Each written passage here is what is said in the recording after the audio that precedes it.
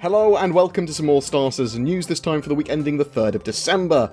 Star Citizen's funding has reached $170 million thanks to the recent ongoing anniversary sales. Until the 4th of December you can pick up any of the ships that were on sale during the anniversary, as well as discount starter packages. If you're grabbing one, I do recommend grabbing a Mustang Alpha from the starter packages, as it's my favourite starter ship at the moment. And up to the 11th of December you can pick up the concept sale Hammerhead gunship and Hawk bounty hunter ship, as well as land claims if you're so inclined. There is also a Drake ship vote ongoing at the moment about what ship they should go and sell on concept next from the Drake lineup. There's the Vulture, which will be a small salvage ship, the Corsair, which is a multi-crew explorer comparable to the Connie, and there's the Kraken scout carrier, a large capital ship for carrying other ships. Links below if you'd like to vote on that. The production report, so in regards to progress with Alpha 3.0, I've put a couple of videos up recently looking at patch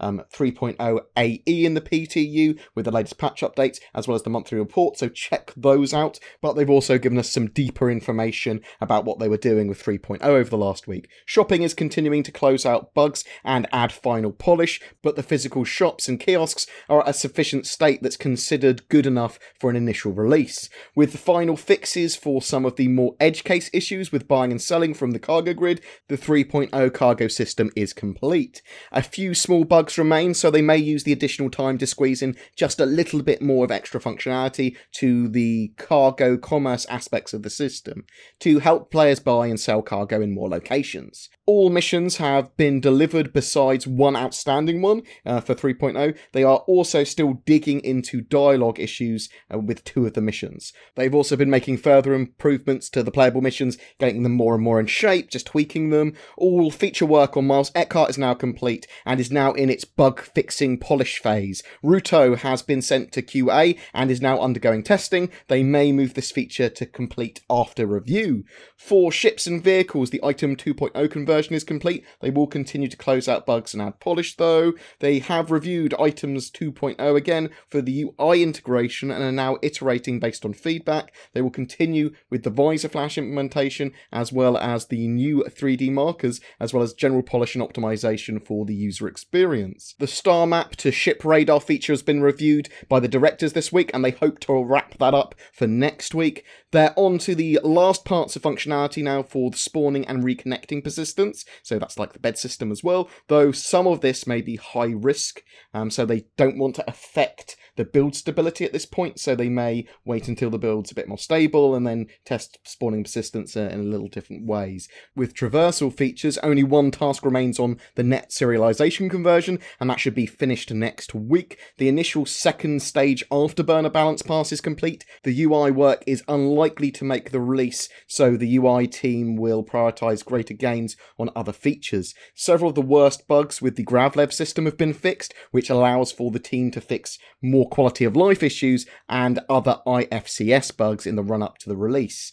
They are discussing any remaining issues required for the atmospheric flight and will outline this first list so they can identify the final few issues to fix before this is considered ready for a live release. With the Mobiglass and UI stuff, the Personal Manager app, or PMA, was reviewed by Chris Roberts this week, which highlighted some additional tasks regarding selecting items on the character model to improve the usability of the app in preparation for 3.0 going live.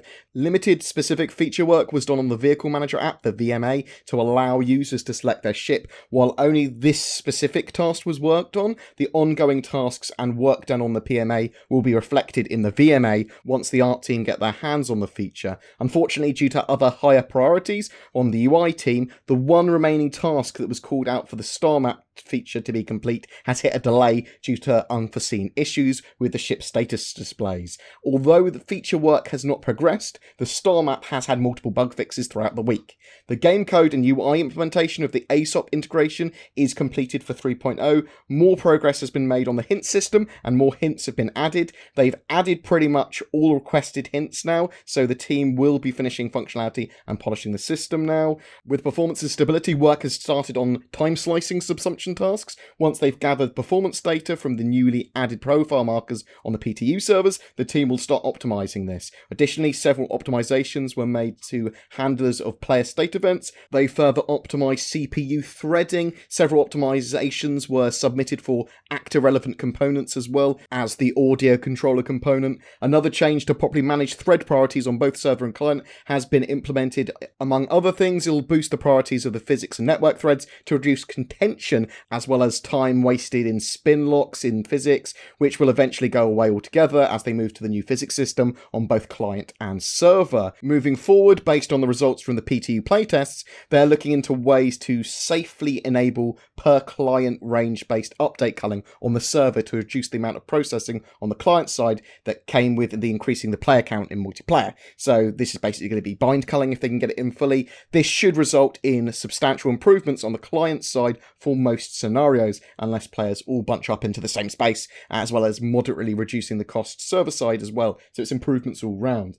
The zone system improvements for concurrent position updates are still in progress as well. This is on hold due to work to stabilize the builds and finish up fixing the recent memory corruptions and leaks. Other than that, this week we had a little sneak peek in the newsletter to do with signalling supplies. A flare signals the location of supplies. Unless the flare was lit by a friend, it's probably best to approach with extreme caution. Looking forward to this sort of stuff being on planets and in outposts and stuff, literally going, these are lootables that I want my ship to come back and get later, or my mates to get later. I think that's a cool thing. The November monthly report has also been released, which is awesome, seeing we haven't had one in a while. I'll check the links below to my video on that. There was some really cool ship updates over the week as well. The Orion is doubled in size, it's got massive now, and there's been some other cool ships that have got quite far down in the pipeline. Again, I'll chuck some links down below so you can see the latest on the ship pipelines and all the ship updates there as well. Every month we have a giveaway. For December, it's now the extra massive Orion mining ship, donated by our featured org Self-Made, an organisation looking at all types of gameplay as kind of a lawful neutral stance and focuses on developing you as a player and as a character and an individual and kind of not being a dick to others.